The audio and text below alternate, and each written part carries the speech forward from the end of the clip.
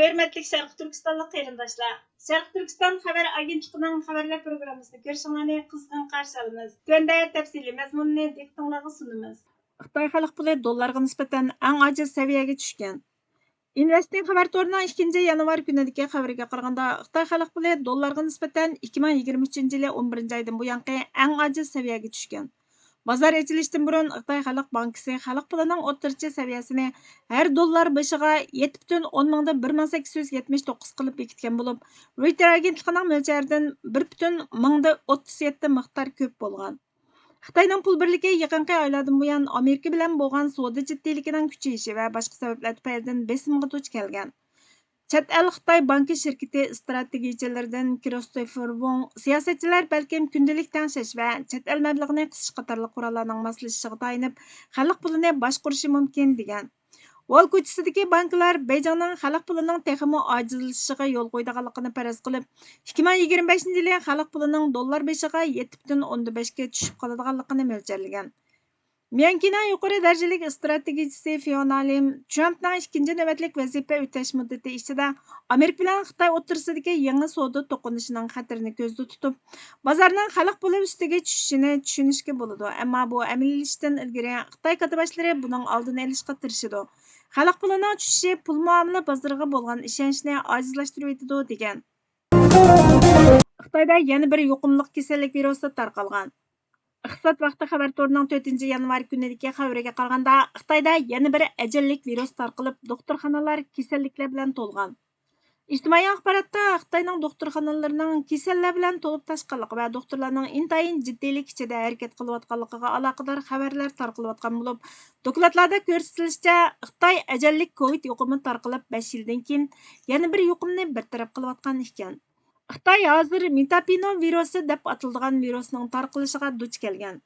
İjtimoiy taratqulardagi sinalg'ularda doktorxonalardagi qisqa-qisqanchilik va yuki og'irlashgan davolash sistemasi ko'rsatilgan.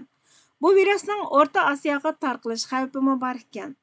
Reuters agentligida e'lon qilingan dokladda yaqinqi bayqalgan kasalliklar dengiz hayvoni rak virusi va metapomino virusi qatorliq kasallik qo'zg'atqichini o'z ichiga oladiganligi. Shimoldagi 14 yoshdan kichik bo'lgan bolalar orasida metapomino virusi bilan yuqumlanish ahvollarining o'rlash yuzlanishi ko'rsatilgan. Xitoy katiboshlari va Dunyo sayyohat tashkiloti texi jiddiy holat e'lon qilmagan. Yuqumlanishning ko'payishi tekshirilayotgan ekan. Dokladlarga qaraganda metapomino tipliq tarqalishchan zukam, mikoplazma o'pka yallig'i va COVID qatorliq ko'p xil viruslar bilan birlikda tez tarqalayotmoqda ekan. Xitoy har qaysi davlatlardan keladigan sayohatchilarning bexatar sayohat qila oladiganligini aytgan. Amerika kasalliklarning oldini olish va kontrol qilish markazining aytishicha, 2001-yili bayqalgan metapomino virusi o'pka virusi oilasiga tava bo'lib, nafas yo'li birikma virusi bilan o'xshash oilaga tava ekan. U odatdan tashqari, yuqori va tuvan nafas yo'li yuqumlanishini keltirib chiqaradi ekan. Odatdagi zukam yoki zukamga o'xshash kasallik alomatlarini ko'rsatadi ekan. Rongjin Sanyo yemekliklarining Amerikaga import qilinishi cheklangan. Dengiz taomlari manbasi tori, ya'ni Seafood Source xabar torining 2 yanvar kunidagi xabariga qaraganda, Amerika Qo'shma Shtatidagi Janubiy Rok ittifoqi Amerika Majburiy emgak kuchlari xizmat gruppasidan Amerikaning Uyg'ur majburiy emgakining oldini olish qonuniga xiloflik qilgan o'rinlar tizimligiga Rongjin Sanyo yemekliklari shirkatini qo'shishni talab qilgan. Bu harakat har qanday shirkatdan kelgan bu mahsulotning import qilinishini unumli cheklaydi ekan. Amerika Davlat bexatarlik ministerligi 2024-yili 7-oyda Uyg'ur majburiy emgakining oldini olish qonuni bo'yicha dengiz mahsulotlarini import qilishni cheklashni oldingi qatorga qo'ygan. Shuning bilan dengiz mahsulotlari kasbi 2022-yildan buyon eng muhim kasblar tizimligiga tunji qatim kirgizilgan. 2021-yili yo'lga qo'yilgan Uyg'ur majburiy emgakining oldini olish qonuni atalmish Şinjan Uyg'ur avtonom rayonidagi Uyg'ur va boshqa turkiy millatlarni qul qilish orqali yasalgan mahsulotlarning Amerikaga import qilinishini cheklaydi. Davlat bexatarlik ministerligi 2024-yili 6-oyda Rijao Media guruhi deb ataladigan Shandong Media, shundaqla uning tarmoq shirkatlari Rijao Media suv mahsulotlari va Rijao Media Kewan yemakliklarini import qilishni cheklagan. Ilim yeshilmagan masalalarni yeshidi. Ilim yo'liga qarab ilgirlash. Biz doim zamonaviy millatlar qatoriga kirish va zamonaviylashish xususida tashabbuslarni qildik. Ko'plagan maqolalarni yozib keldik. Her bir yenilikning bir qator sharti bo'lganidek, zamonaviylashishning cho'qim rioya qilishga tegishli ba'zi shartlari bor. Bu shartlarning birinchisi ilmga to'g'ridan to'g'ri yurish qilishdir. Har qanday bir fard o'zining ayrim tushunchasi, tuyg'u sezimi, iroda qilishi bo'lgandek, millatlarning bu turdagi ro'yi talant qobiliyati bo'ladi. Millatlarning tushunchasi ilm va falsafa orqali, tuyg'u sezimi bo'lsa din va san'at orqali, irodasi axloq, siyosat va iqtisod orqali qo'lga keladi. Zamonaviy millat isbotlanib chiqqan ilmlarni tushunadigan bir banda demakdir. Falsafa bo'lsa tushunchadan bakrak bir turlik sezishni mohiyat qiladi.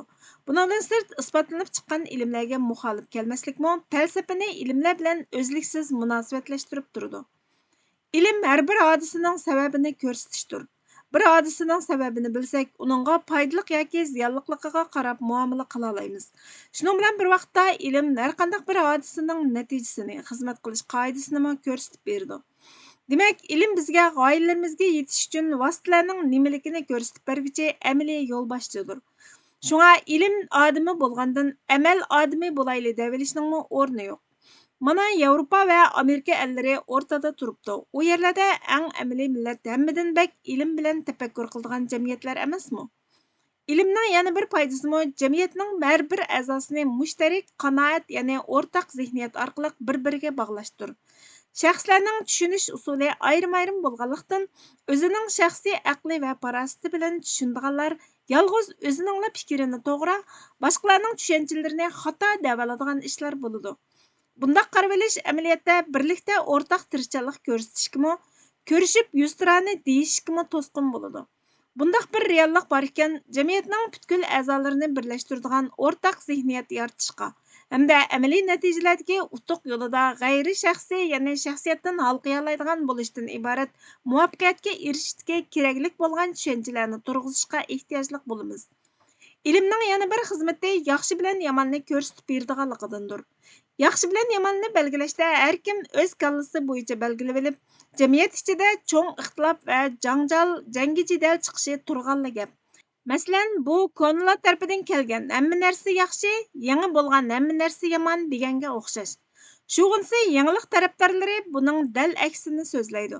Halbuki bu ikki yo'nalishning har ikkilisining asosi yo'q. Chunki bir narsaning yaxshi yoki yomon bo'lishi uning ko'ni yoki yangi bo'lishi bilan aloqasiz. Buningdek muhim masalalarning yechimini faqat va faqat ilmdan kuta olamiz.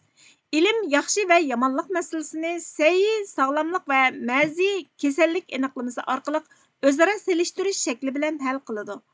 Hayat sahnalarida ko'ramizki, ilim zamonaviy bir hodisaning sahiy yoki mərzi ekanligini dalil və isbot orqali belgilab berdi. Turmush hodisalarida sog'lom bilan kasalni ayirib bera oladigan bu ilm ruhiy va ijtimoiy hodisalarni mazkur sog'lom va kasalga ayirish usuli bilan nimishqa ayirib bera olmasin? Umuman aytganda, ilm jamiyatdagi butkul hodisalarning sababini odillik bilan ayirib bera oladi. Shundaq bo'lg'achqa madaniyatlik millatlar har ishda cho'ng muvaffaqiyatlarni qozona olgan. Birər yenilikning jamiyatimiz uchun foydali yoki ziyonli ekanligini bizga muayyanlashtirib beradigan bu ilm jamiyatda yuz berayotgan ixtilof va talash-tortishlarga asla o'rin qo'ymaydi. Bu kemgacha bizda yangilik va ko'nlik tarafdorlari o'rtasida nurg'un talash-tortishlar, ixtiloflar bo'lib keldi. Bundan keyin bu xil ahvollarning tug'ilmasligi uchun ilmga to'g'ridan to'g'ri yurish qilishimiz kerak. Zamonaviy bir millat buyuk sanoatlarsiz, hepsi sihat, yani saqliq saqlashsiz, at harvisiz, yani uçqu aeroplansız, elektrsiz rahat yaşayolmaydi. Milliy iqtisodni yuksaltirolmaydi.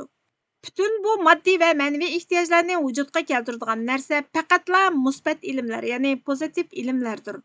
Demak, millat a'zolarining dastlabki vazifasi to'g'ridan to'g'ri ilmga yurish qilish bo'lishi kerak. Manba Erkiz'de 99. san 1947 yılı 5. noyabr. Uyg'urchaga ag'diruvchi Burhan Muhammad. Bugungi xabarlarimiz bu yerda oxirlashdi. Bizga vaqt ayirganinglar uchun ko'pdan ko'p rahmat. Kelar qatimki programmamizda ko'rishguncha Allohga omonat bo'lgaysizlar.